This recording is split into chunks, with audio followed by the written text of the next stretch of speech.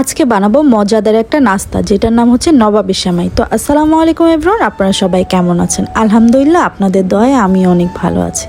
এই যে নবাবী সেমাই বানানোর জন্য যা যা প্রয়োজন সবকিছু সুন্দরভাবে নিয়ে ফেলেছি। একটুর জন্য বেঁচে গিয়েছি, না হয়তো এখনই আমার হাতে লেগে যেত। সাবধানে এটা কাটতে হবে কারণ এটা অনেক বেশি শক্ত, এটা আমার দ্বারাই সম্ভব না। 2000 years later. অনেক কষ্টের পরে সে আমাকে এতটুকু কেটে দিতে পেরেছে। যাই হোক, আর কি বলবো, শরীরে শক্তি না থাকলে যাই হোক অনেক চেষ্টা করে আর কাটতে পারিনি। কি আর করবো, হাতে নিয়ে এটাই চেটে চেটে খাচ্ছিলাম।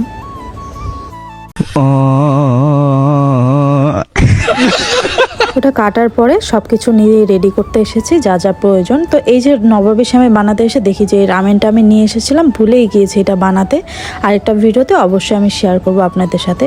এখানে আমি নিয়েছি বাসায় বানানো ঘি, যেটা আমার আম্মু বানিয়েছিল, এটা আমি বাসা থেকে নিয়ে এসেছি। আর এখানে নিয়েছি গরুর দুধ, এটাও আমি বাসা থেকে এনেছি। আর এখানে যেটা মোস্টলি প্রয়োজন সেটা হচ্ছে সেমাই। তো সেমাই আমি নিয়েছি লাচ্চা সেমাই। তো চলেন এখন বানাই। তো ফার্স্টে গ্যাসটা আমি অন করে নিব। এরপরে কড়াইটা একটু গরম হয়ে গেলে এখানে আমি একটু ঘি দিয়েছিলাম। অবশ্যই ঘিটা দেওয়ার চেষ্টা করবেন, তা না হয়তো ফ্লেভারটা আসবে না। তো ঘিটা গরম হওয়ার পরে এখানে আমি সবগুলো সেমাই একসাথে দিয়ে হালকাভাবে নেড়ে চেড়ে ভেজে নেব। তো বারবার ঘন ঘন নেড়ে দিবেন, তা না হয়তো এটা পুড়ে গেলে একদমই খেতে ভালো লাগবে না। তো এই যে দেখতে পাচ্ছেন কত সুন্দর লাল লাল করে ভাজা হয়ে গিয়েছে। এর মাঝখানে আমি একটু চিনিও অ্যাড করে দিব। চিনিটা বেশি দিবেন না, স্বাদ অনুযায়ী দিবেন। বেশি চিনি দিয়ে ফেললে এটা খেতে একদমই ভালো লাগবে না, কারণ সব কিছু এখানে মিষ্টি জাতীয়। বেশি মিষ্টি হলে খেতে একদমই ভালো হয় না। চিনিটা ভালোভাবে মেল্ট হওয়ার পরে এখানে আমি ব্যবহার করেছি গুঁড়া দুধ। অবশ্যই এটা দিতেই হবে। তো আমি দুটো নিয়ে নিয়েছিলাম, দুটো ভালোভাবে দিয়ে দিব। তো এই কয়েকদিন যাবৎ আমি দেখতে পাচ্ছেন শুধু কুকিং ভিডিও দিচ্ছি, কি আর ভিডিও করব কিছুই বুঝতে পারছি না, কারণ এত বেশি ঢাকায় বৃষ্টি ঝড়, বাইরে আর বের হইতে পারি না, তাই ভিডিও দেওয়া হয় না। তাই ভাবলাম যে বাসায় বসে কি আর ভিডিও করে বোরিং করব, তাই আপনাদেরকে রান্নার ভিডিও শেয়ার করছি। তো রান্নার ভিডিওগুলো আপনাদের কাছে কেমন লাগছে অবশ্যই আমাকে জানাবেন কমেন্টে। এর মাঝখানে দেখতে পাচ্ছেন আমি সবগুলো সুন্দর মতো দেওয়ার পরে এখানে একটু কনডেন্স মিল্কও অ্যাড করছিলাম যাতে খেতে আর একটু ভালো লাগে। তো এটা দেওয়ার পরে আরও সুন্দরভাবে নেড়ে চেড়ে 2-3 মিনিটের মতো ভেজে নিয়েছি। এটা এখন পুরোটা আমি নামিয়ে ফেলবো। তো নামিয়ে একটা বাটিতে সুন্দরভাবে এক সাইডে রেখে দেবো, এটা তাড়াতাড়ি ঠান্ডা হতে থাক। এর মাঝখানে আমি দুধটাও নিয়ে ফেলেছি। এখানে আমি অর্ধেকটা দুধ দিয়েছিলাম। তো দুধটা ভালোভাবে জাল হয়ে যাওয়ার পরে এখানে আমি কনডেন্স মিল্কও অ্যাড করব।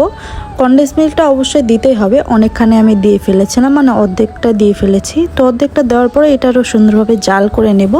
জাল দেওয়ার পরে এরপরে আমি যতক্ষণ না এই কনডেন্স মিল্কটা দুধের সাথে মিশে যায়, তারপরে আলাদাভাবে একটা কাপের মধ্যে আমি আবার গরুর দুধ নিয়ে রেখেছিলাম, কারণ গরুর দুধটা আলাদাভাবে রাখার কারণ এটাই। আর এই দুধটা ঘনত্ব করার জন্য আমাকে এখানে কাস্টার্ড পাউডার ব্যবহার করতে হবে। তো কাস্টার্ড পাউডারটা ঘোলানোর জন্য এই জন্য আমি আলাদাভাবে একটা কাপের মধ্যে দুধ নিয়ে রেখেছিলাম। এই কাস্টার্ড পাউডারটা এখন সুন্দরভাবে এই দুধটার মধ্যে ঘুলিয়ে নেব। তো আমি এখানে প্রায় ব্যবহার করেছিলাম 2.5 চামচের মতো। আপনারা চাইলে 2 চামচ বা 1 চামচও ব্যবহার করতে পারেন, আপনার দুধ অনুযায়ী, মানে যতটা দুধ দিয়েছেন ওখানে ওই অনুযায়ী ব্যবহার করবেন। তো আমি এখানে 2.5 চামচের মতো নিয়েছিলাম। তো 2.5 চামচ আমার কাছে মনে হচ্ছিলো হয়ে যাবে। তো এটা সুন্দরভাবে ফেটানোর পরে আমি দুধের মধ্যে দিয়ে দেব। তো দুধের মধ্যে দেওয়ার সাথে সাথে দেখবেন যে সুন্দর একটা ক্রিম টাইপের হয়ে যাবে। তো এটা অনেকক্ষণ নাড়াচাড়া করার পরে যতক্ষণ না এটা ঘনত্ব চলে আসে ততক্ষণ পর্যন্ত এটা আমি নাড়তেই থাকবো। না নাড়লে এটা দেখবে যে আবার লেগে যাবে। তাই আমি বারবার চেক করছিলাম যে ভালো মতো ঘনত্বটা এসেছে কিনা। এই যে 2-3 বার এভাবে দিয়ে দেখবেন, যখন দেখবেন যে একবারে ঘন হয়ে পড়ছে তার মানে হয়ে গেছে এটা। তো এটা মোটামুটি হয়ে এসেছে। এটা এখন গ্যাসটা অফ করে দিব। গ্যাসটা অফ করে দিলে আরও ভালো মতো এটা ঠিক হয়ে যাবে। তো এরপরে এই যে এটা সুন্দরভাবে একটু ভেঙে নিচ্ছিলাম, কারণ একটু দানা দানা হয়ে গেছিলো কনডেন্স মিল্কটা দেওয়ার কারণে। এখানে এখন সুন্দর মতো একটা বাটি নিয়ে নিয়েছিলাম। আর আমি ফার্স্টে দেখেন কি বোকামি কাজটা করছি, এখানে আগে হচ্ছে এই ক্রিমটা দিতে হবে, তা না হয়তো হবে না। তো ফার্স্টে ক্রিমটা দিয়ে নিয়েছি, এটা নামাই রেখে। তো ফার্স্টে একটা লেয়ার করব, এরপরে পুরো লেয়ারটা একটু চেপে চেপে বসিয়ে দেবো, তা না হয়তো এটা ভালোভাবে বসবে না। তো এখানে পুরো হচ্ছে কাস্টার্ড পাউডারের যে আমি ক্রিমটা বানিয়েছিলাম, এটা আমি হাত দিয়ে চেটে চেটে খাচ্ছিলাম।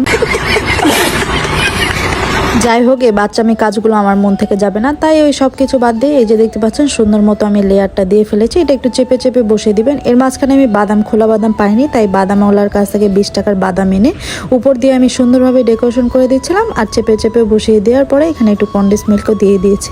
এটা আপনারা এখন অবশ্যই ফ্রিজে রাখবেন, তা নয়তো খেতে ভালো লাগবে না। এটা ঠান্ডা হলেই বেশি ভালো লাগে।